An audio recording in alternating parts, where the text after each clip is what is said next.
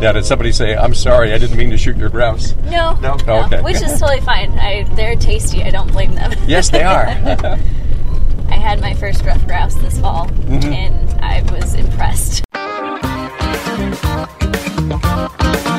This is Bob Duchesne's Wild Maine. Today's show is a rerun.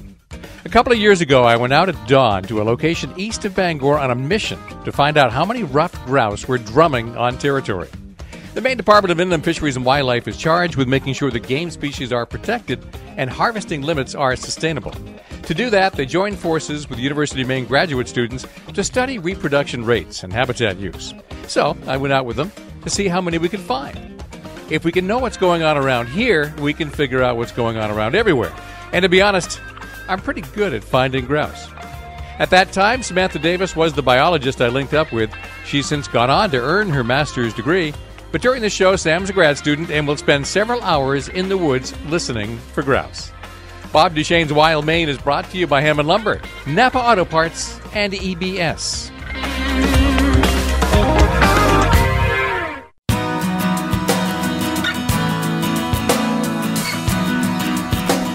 Ruffed grouse. Some people call it partridge because it looks like a European game bird that was popular in Europe at the time colonists came to America.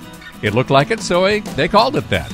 But this one is only distantly related to those, and they are widespread from Pennsylvania all the way up into Canada and over the top of North America to Alaska. In fact, it's the most widely distributed game bird in North America. Maine's got a lot of them, and bird hunters love them. Now, I love them for several reasons myself. I like the way they suddenly explode away when you're out hiking a trail, scaring the daylights out of you. I like the way they often tiptoe across a logging road, thinking that you can't see them.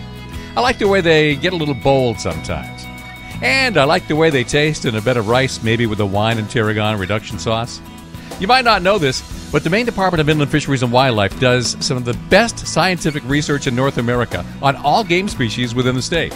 We study moose, deer, and bear. We study game birds. In fact, Kelsey Sullivan is IFW's game bird biologist. So if it's a duck, turkey, or grouse, he's on it.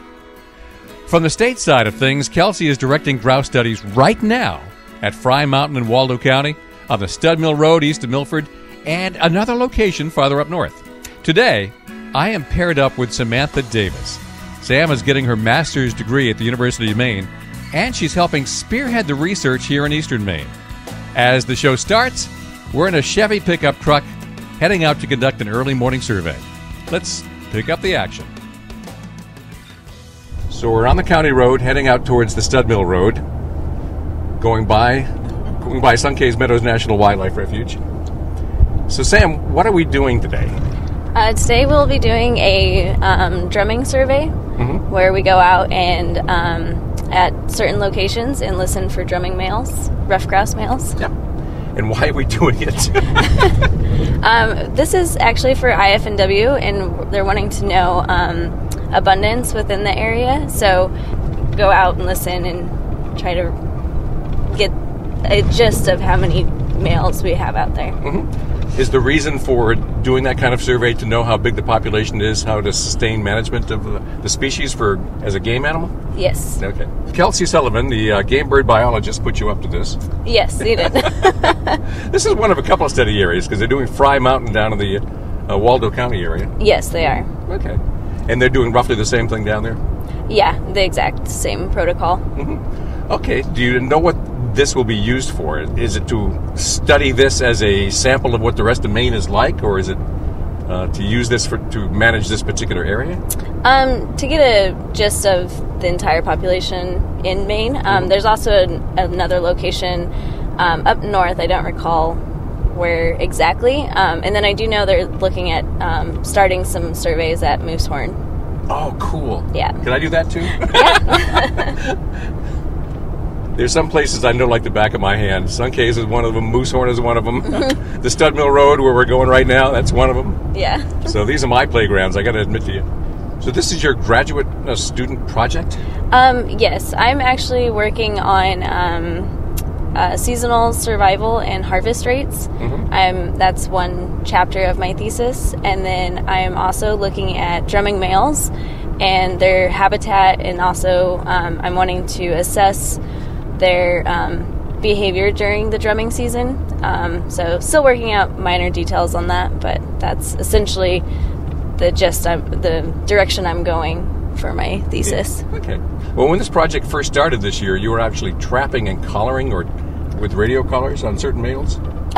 Yes, we're actually radio collaring anything, like every male, female that we caught, to cover, get a good sample size. And just recently I've more focused on the males, but in the seasonal survival and harvest rates, I want to know the entire population and how they handle that. Yeah. Did you have any sense about how this long, hard winter we had may have affected the population this year? It's hard to say. We thought that they would do good because we had really good snow conditions and they snow roost, so we figured that would help them through the harsh winter. But we actually saw here at Stud Mill a steep decline in survival, and we're not really sure what that entails, like why that was. We'll definitely need to have a few more winters before we can assess. Yeah, I mean, grouse can usually just go up and eat buds in the top of trees, and then they go down in the snow and bury themselves, so they're... Right. Yep, so in our minds, they should have done okay this winter, but that wasn't what we saw. Yeah, so. And I didn't see as many this winter, because usually you do see them up at the tops of trees when you're driving the logging roads. Yep. Yeah, I have not seen that yet. You haven't? Not them in the trees, no. No, it's kind of funny. I had one walking through somebody's driveway and up into a tree a couple of weeks ago. Oh, cool. Yeah, it was cool. So as you were studying them, how many grouse did you actually catch this year? Between both sites? Yeah. Well, let's just say Stud Mill Road. How many did you get? Stud Mill Road. Yeah. We collared, I believe, around 153, but I don't recall. I don't recall if that was both or separate. Wow. At the start of hunting season, I had 46 grouse collared for sure. I know that. And then by the end of hunting season, winter, and the start of my trapping season this spring, we had a total of 8 birds. Okay. How many of those collared birds during hunting season were harvested? There was only, I believe, 4 or 5 here at Stud Mill. Mm-hmm. So relatively low. Yeah, I'll say that's pretty good. Yeah. Yeah, primary mortality was predators. Mm-hmm. Yeah, since foxes know that grouse roost under the snow and can probably detect the holes, I would have thought that always gave the fox an easy meal when he just traipses through the woods. Yeah, it could. Most of our mortalities that we recovered were avian. Mm-hmm. Okay, so goshawk? Most likely goshawk or owls. Owls, yeah. There's a lot of owls out here, jeez. Yeah.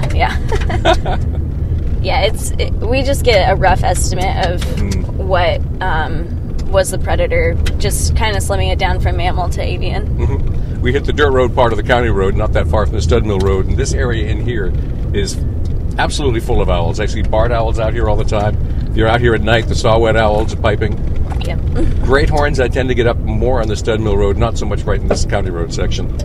You seen a lot of those or encountered them? I haven't at the moment, but usually when I'm driving, it's just to get to where my birds are. And right. It's a kind of tunnel vision.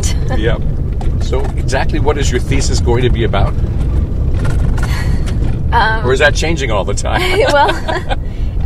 So my first chapter of my thesis will be the seasonal survival and harvest rates of the rough grouse. We want to know, how many are being harvested during the winter or during hunting season, and then overall how their survival is and the fluctuations within that.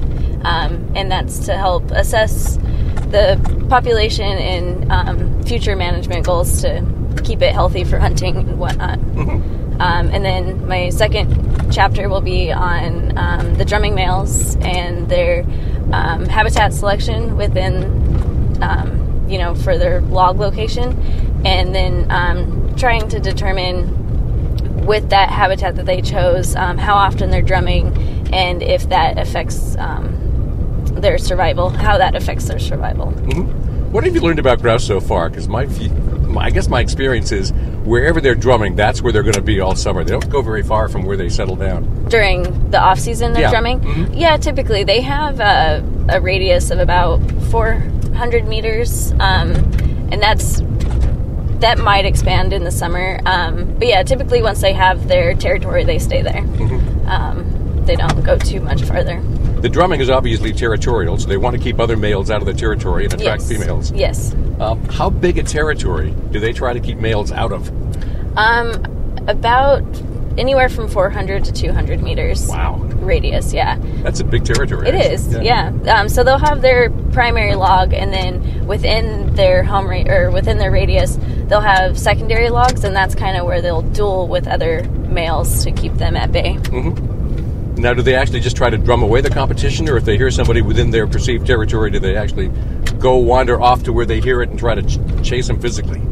Both. Yeah. They will have drumming duels, and then they will also become aggressive and attack each other.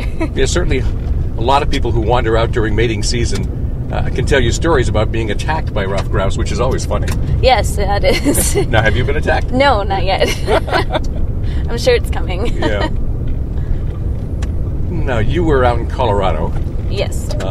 Ever get to the Black Canyon of the Gunnison? Actually, I lived right next to it. Did you? I'm from Montrose, Colorado. Okay. Now, did those grouse there, the different kind of grouse, Yeah. did they ever attack you? No, they didn't. Man, they attacked me. Oh, really? The Gunnison sage grouse, or the one up in the mountain there. That is. Okay. Yeah. What is that? I think it's the dusky grouse. Yeah, dusky grouse. Dusky. Yeah. Yep. Yeah, I was out there in April last year. We see one by the side of the road. I get out, and he immediately looks at me and says, "Male in my territory." He's going down, and he walked right up to me and started pecking at my leg. Oh, wow. And I walked away, and he followed me, and he started pecking again. I ran away, and he ran after me. We actually sent the car ahead, and I ran to it so I could get in and run. That's hilarious. It was, although kind of nuts. Yeah. And everybody I was with, of course, is laughing. So ruffed grouse get feisty too sometimes. Yes. You're listening to Bob Duchesne's Wild Maine. I'm Bob. Samantha Davis is driving the pickup truck we're in. We're going out the county road in Milford and onto the Stud Mill Road in a moment, heading east. In a few minutes, in fact, just about the time the next commercials end, we'll hit our first checkpoint and see if we can detect some ruffed grouse drumming. And if you don't know what I mean by drumming, that's the very first thing we'll cover next. This is Sports Radio 92.9, The Ticket.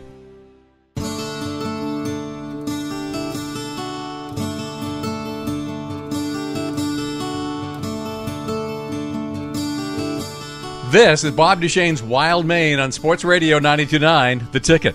Today's show is in the woods. I'm joined by a University of Maine wildlife grad student, Samantha Davis.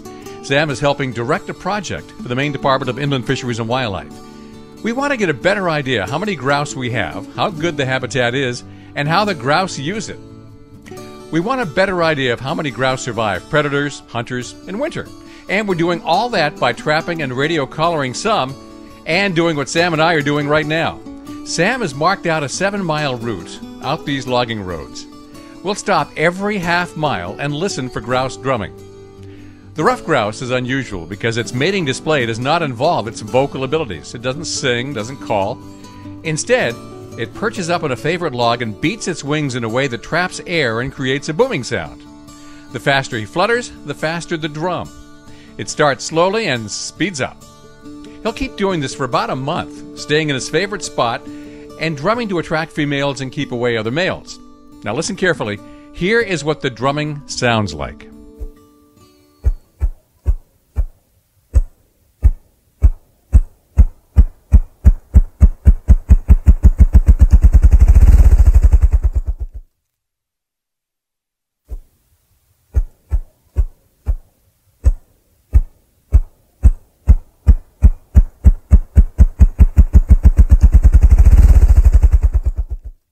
So that's what we're listening for. It's just after daybreak. The sun isn't even above the short trees along the Stud Mill Road in this section. As always, this time of year, there are lots and lots of other birds singing, also trying to attract a mate and repel rivals. We came up empty at our first checkpoint, but at our second stop, we had a grouse drumming pretty close by. So that was stop number 2, one grouse. Yes. And then a whole bunch of warblers singing, and winter wrens close, and woodpeckers are still going off this morning. Yeah. Sapsuckers seem to be everywhere. Yeah. Somebody, when they developed this protocol, must have said 5 minutes is the proper time to wait. Yep. I'm not sure who made the protocol. It might say on here. I do a Big Nell's thrush survey where they make me stay in one spot for 20 minutes. Oh, wow. Yeah, by the 15th minute, I'm pretty bored. Yeah. Yeah, 5 minutes is a good duration. Yep.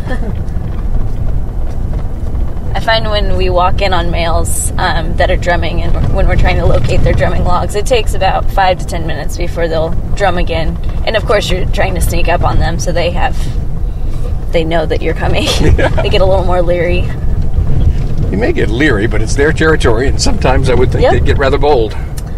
Sometimes the ones I've found so far, they just leave when we walk up, because we sit there and they can watch us, so then they know that we've kind of figured out where they're at, and I don't think they like that too much. Right, stop number 3.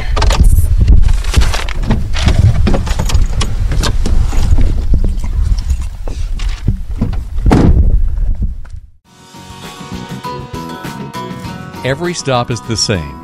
We stand in the middle of the logging road, on opposite ends of the truck, listening carefully and quietly. No words. We're straining to hear a grouse drum anywhere within earshot. At the end of 5 minutes, Sam writes down her notes on each stop. Not a one.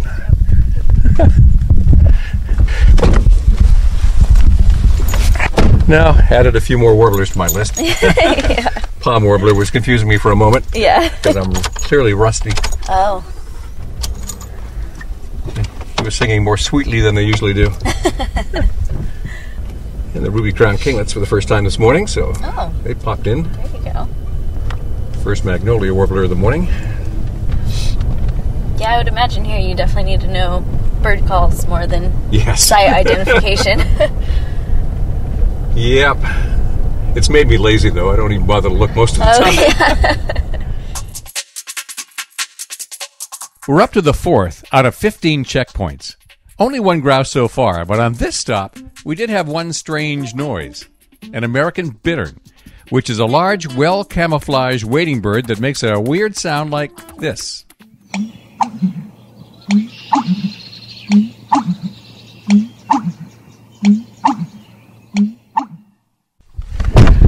Another grouse-free zone. Yep. American bittern was funny, though. Oh, yeah, that. Yep. Yep. I recognize that. We heard that on one of the surveys we did a while back. Yeah, I couldn't remember what it was, though. There's a bunch of them out here. Yeah. And there was a brown thrasher just down the road, and they're not all that common out here. Oh, cool. The warblers are really starting to wake up. That's good. Yep. Woodpeckers are... Downies join the chorus. It's hard not to get distracted and just listen to them. I know. I can just stand out there for 5 minutes listening to everything and waiting for the grouse. Yep. I'm easily entertained, apparently.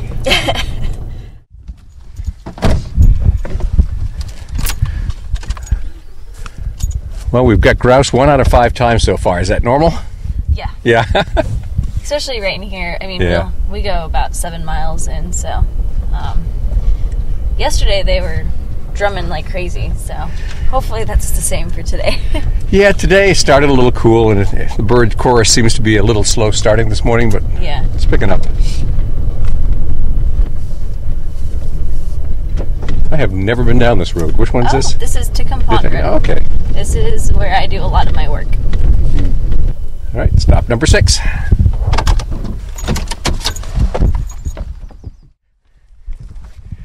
First blue-headed vireo of the morning. Oh, nice.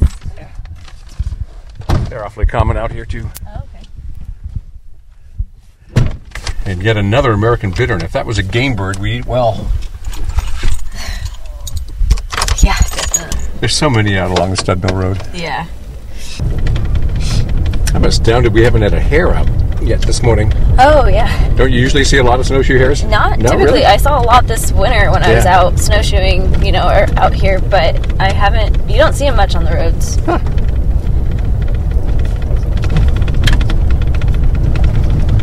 Boy, most of the logging roads in Maine, they just scatter out of your way all morning. Yeah. All right, stop number 6.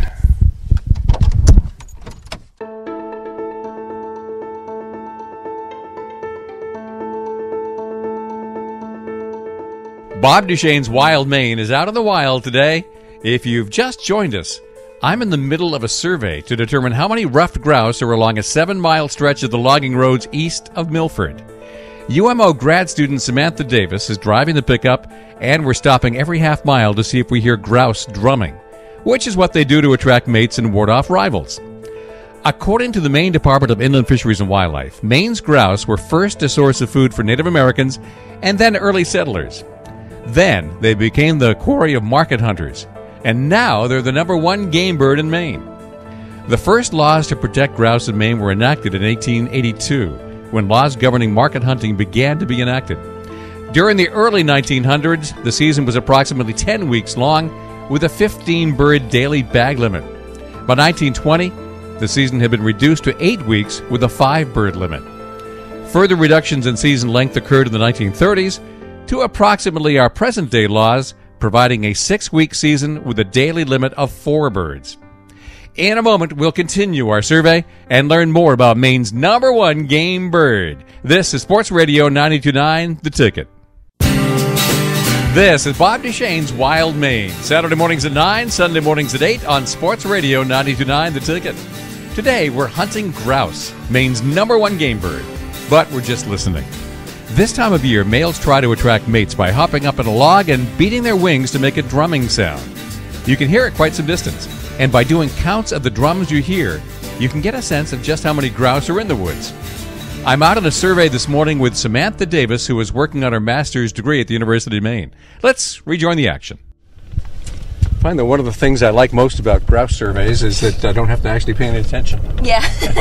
When they drum, it sort of hits you in the gut. Yeah. Yeah, there's some of those really faint ones that are at the edge of your hearing that are a little hard. Sometimes I imagine I'm hearing. It's such a deep, booming thing that I really feel them more often than I see them or hear them. Yeah, the very first drummer I heard, I more felt it. I was with my supervisor, and he's like, "Yeah, did you hear that?" I was like, "Is it weird to say I felt that?" Exactly. That? Oh, yeah. So I can pay attention to everything else and not have to worry. Yep. So you are finding females on nests already? Yes, we are. Well, that makes sense. They'll start to hatch out in about beginning of June? Mm-hmm. Yes. Once again, according to IFNW, home ranges of adult females are roughly 30 acres. Juvenile females can have home ranges exceeding 100 acres during the winter. The male's territory is roughly 10 acres, depending on how good the habitat is and how close other male territories are. The male's territory generally consists of a drumming log, some pretty good cover, and a source of food and water, and that's about it. Once established in its territory, a male may never venture more than 600 to 800 feet from its drumming log the rest of its life. Both young males and females can disperse several miles before finding suitable habitat to set up their own home ranges. We've started the day pretty early, and the yawns are kicking in. Do you normally drink coffee? Yes. Starting to miss it? Yeah. These early mornings have to be a routine for you for a while. Yeah, they have been. It'll be nice to be over with the early mornings. Yeah, I bet. When do you finish up this part of the survey? We'll stop doing the early mornings as soon as drumming season's over. Yeah. That goes for a little while longer. Yeah, it'll go until about the beginning of June. Yeah. So it is nice to be out here this early. It's just a little difficult to get out of bed at times. Yeah. My comforter can be quite convincing to stay. Yep. I set my alarm for 4 this morning, and I woke up naturally 2 minutes before 4. Oh, okay. I looked at the alarm and said, "Perfect."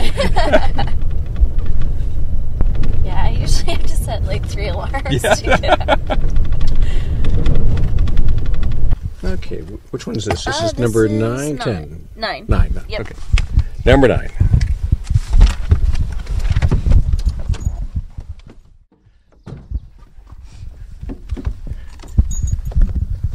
Yeah, much of this area looks like it was clear cut about, 20 years ago. Yeah, something like that. Yeah, I'd say 20 to 30. Yeah, so it's regenerated nicely for grouse. Yes. I was sure we'd have one. Yeah. Have you seen a drumming log before? Yes, but not in a long time, actually. Yeah. we had a male up here that was really close to the road, that we actually went in and located his log, so maybe if he's around we can try to sneak up on him after the survey. So how do you actually catch the grouse? We use drift fences, so they're called lily pad traps. I've also heard them called cloverleaf, but lily pad seems to be the common term. But yeah, so essentially it's a drift fence. It's a 50-foot chicken wire fence that we set up, and the grouse will walk into it, and instead of jumping over it like they're totally capable of doing, they follow it, and we have 2 trap bodies on either end. And is it like a trap box or something? It's not a foothold. No, it's wire. It's like a cage kind of, essentially, that they walk into, and then it has a net over the top so they can't fly out. And we brush it up really nicely so it's protected from predators and the elements. And we check it twice a day, morning and night. Still important for you to get there before the fox does? Yes. Very much so. I can just see the expression of the fox's face. Yeah. Well, what do we have here? Yeah. Did you catch anything else besides grouse? We have had a raccoon in one. It was just a little pup that got in there. I've had some woodcock in there. That was really exciting to be able to hold one of those. They're so tiny. And then I think that's really the only bycatch we had here, and I don't recall if Fry Mountain had any in particular. So. Yeah. And this is number 10. 10, yes. Okay.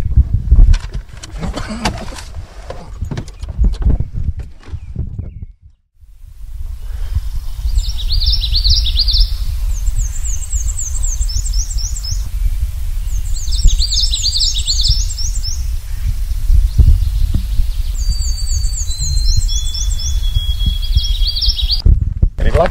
Yeah, there's a drummer out there. I heard him twice, right, when we first started, and then he just did. Right towards the end. Yep. Yeah. Yeah, I was right at the edge of my detection range. Yeah, I heard just the trill, Yeah, exactly. I didn't hear him start. Yeah. And it's usually that distance I start to imagine I'm hearing things. Yeah, that's what happened to me. I heard it the first time and said, I'm not sure that was. Yeah. And then the second time I said, well, maybe it was. Yeah. Usually people lose their high-end hearing first as they get older. My wife is losing her low-end, so she can no longer hear grouse drumming or American bitterns calling. Yeah, she's quite chagrined. Yeah. Yeah, we had, I heard there's last year when they were doing the survey, somebody ended up not being able to hear the grouse either. So it's good to find that out beforehand and exactly sending that one out by themselves. Is that an older person or just? It was a student actually, so they just didn't have that lower range. Yep. I was nervous at the beginning that I might not be able to hear them. Just, I don't know, it's like, that would be my luck, not be able to hear them drum. Yeah. Yeah, the first day I went out, it was kind of windy, so it was really hard to detect them. Oh yeah. And our supervisor was like, "Oh, I heard one." I was like, "I didn't hear anything." So I was a little worried there for a minute. Yeah. First black flies of the morning starting to come out a little bit. Yep. Just the males, they won't bite. Yeah, I was going to say, I haven't been bitten yet. Yeah. Is it going to come here soon? Yes. It always starts around Mother's Day weekend. It was a late winter, so we're a few days later. Yeah. And usually the males are out for a week ahead of the females, and so they annoy you, but they don't really bite much. Right. Well, that's good to know, because I've been like, well, I don't know what the fuss was. Like, they're just obnoxious. They're not biting. Yeah, give it a week. Yeah, well, glad I'm forewarned now and not get a rude awakening. Yeah. 13? Yes. 13, okay.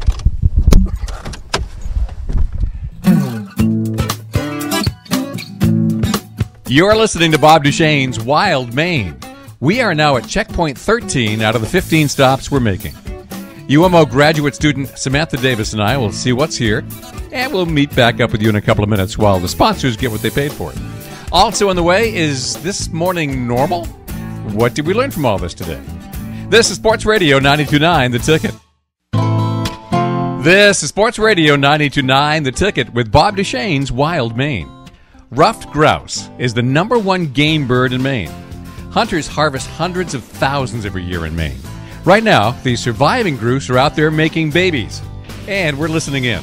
Samantha Davis is a grad student at the University of Maine, and she's a key researcher for the Maine Department of Inland Fisheries and Wildlife as they study grouse and determine how the population is doing. We're in the field this morning listening for drumming grouse and wondering why predators can't hear the same thing we hear. Since there are a lot of predators that would eat this in a heartbeat, Yes. Especially owls, why is it that they can drum so loudly and advertise their location and don't bring the predators in? Well, that's what I hope to get at. I'm wanting to assess what habitat they're selecting to be able to do that. I have acoustic recorders out on the drumming males right now to record their drumming rate, how often they're drumming, and associate that with their habitat. So essentially I'm trying to get at if maybe they're making a decision if, maybe a more dominant male has a better habitat selected and he's able to drum more frequently than, say, another one that had to choose a subpar habitat. And if he's making that decision, like, should I maybe only drum once or twice and stay quiet the rest of the time to survive, or do they just, not care and drum and hopefully, and then maybe, not make it? Yeah.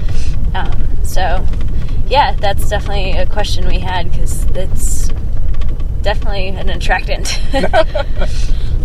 Projecting yourself out like that, so. Yep. I seem to remember, and I have to go look this up again, that the drumming is just too low for owls to hear. Oh, okay. I haven't ran across that, but I didn't look into that either. Yeah, I could be completely wrong, too. Oops. Certainly owls have hearing that would hear a high-pitched squeak out of the... Right, yes.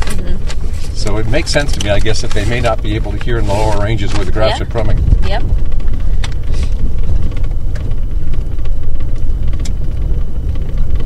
There's also the motion aspect of it, too, because they're very, Oh, yeah. sit still, don't move, and that's a lot of movement that they're doing. Yep. Oops, hawk. Oh, yeah. The broad-winged. Man, where's my camera? Boy, he's really ignoring us. There he goes. Yeah, that is cool. Yeah. Oh. They love roadsides. Yeah. The broad-winged hawk is common in Maine. It's probably the one you see most often, especially if you're driving along logging roads. They sit on wires more than other hawks, too.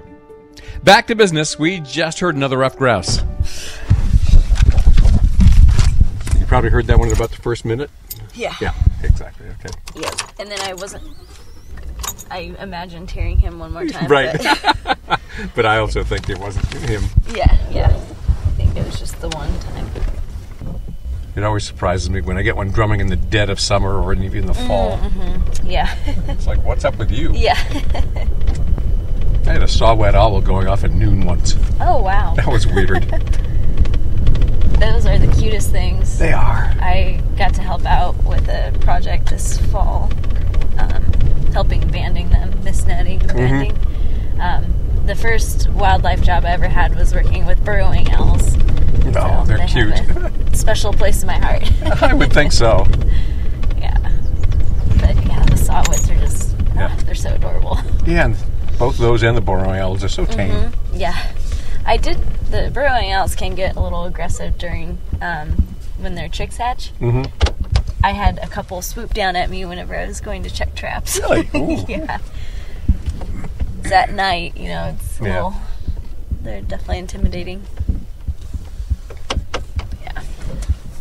We would put trail cameras out on the nests, and it was so fun to watch those chicks come out and explore the world. We've now finished our 15 checkpoints, which is good because the black flies are starting to get thick out here. And that's not the only wildlife that's picking up. So ahead of us, there we have a couple of moose. Yep. Perfect timing. We were just talking about them. Yeah. With the mic off, we were talking about the fact we don't see moose out here all that often, though we see the signs all the time. And now there's looks like a mama and yearling. Yep. And And I think they're aware, but they're not paying much attention yet. No. Now they're attention. There we go. They're starting to trot. Not looking back much, though. No, and still using the road. Yep. There we go. And now we got their attention. Of course, it's a yearling. Doesn't know what to make of us yet. Yeah. Aww. Mama knows. And now they'll just melt into the woods and disappear. I It's know. like, how do they do that?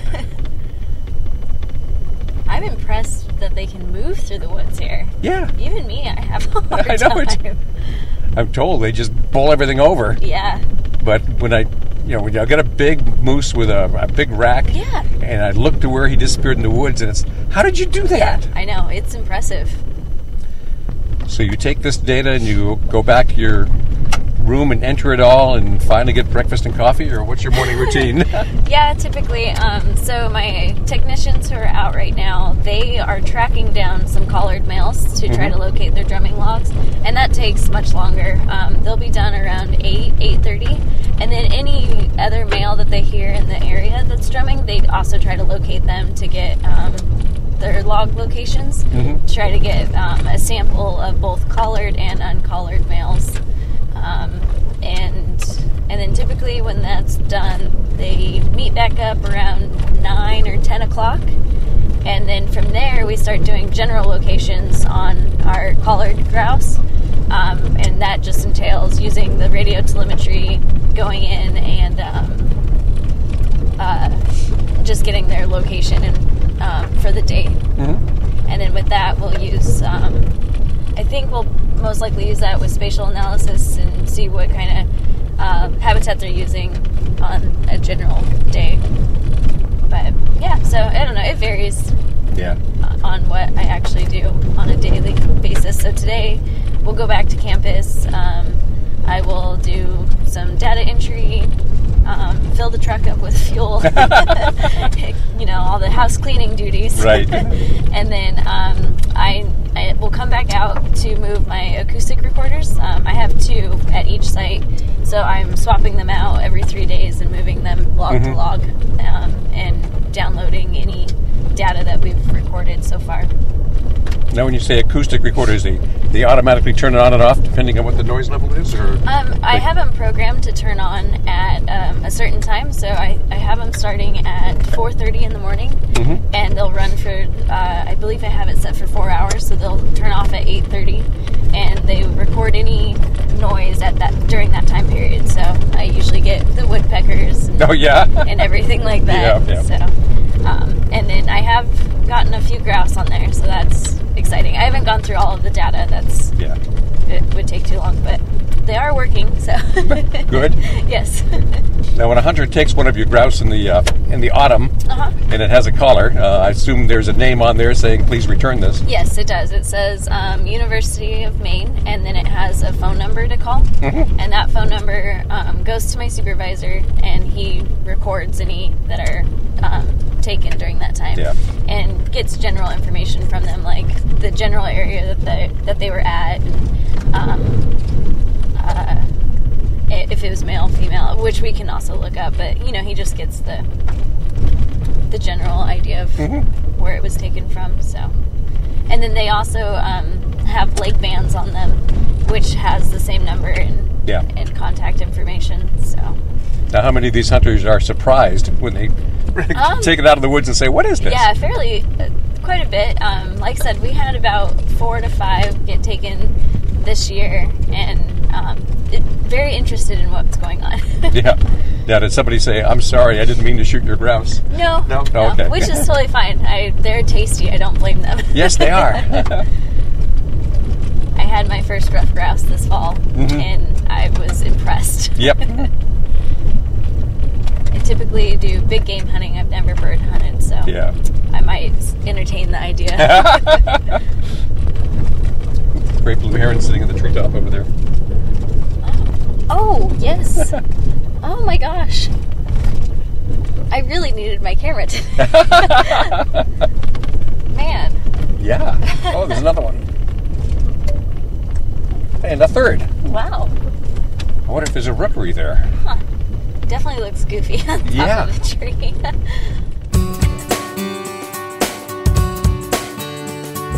The morning is nearly at an end. We've encountered grouse, moose, and a sudden colony of great blue herons.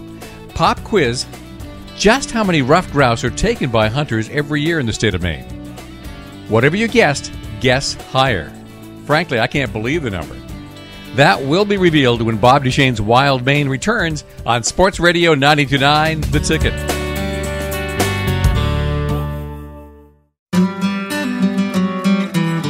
Welcome back to Bob Duchesne's Wild Maine. The Maine Department of Inland Fisheries and Wildlife is in charge of being good stewards of our natural resource critters. This morning, I'm participating in a study to figure out how many ruffed grouse we have, how they're using the forests, how they're affected by predators and hunters and seasons, and especially how they reproduce. It's a good thing to know because we shoot a lot of them. The earliest records of estimated ruffed grouse harvests were compiled in the mid-1950s, when it was estimated to be about 200,000 grouse per year. Beginning in the early 70s, we were up to 335,000 per season. By 1981, the reported harvest was 658,000. In the early 80s, survey data estimated 100,000 hunters harvested over 500,000 grouse each year. We probably have between 1.5 and 2 million grouse in the woods. Let's wrap things up with our researcher this morning, Samantha Davis.